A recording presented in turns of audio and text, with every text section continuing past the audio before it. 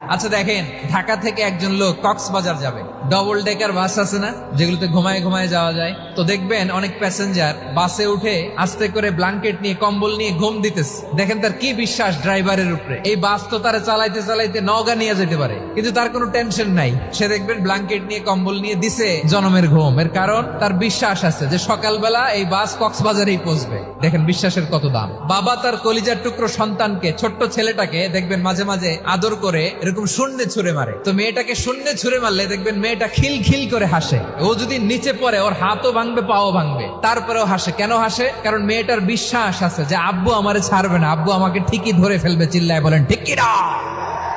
বিশ্বাস এই পৃথিবীর সবচাইতে দামি সম্পদ।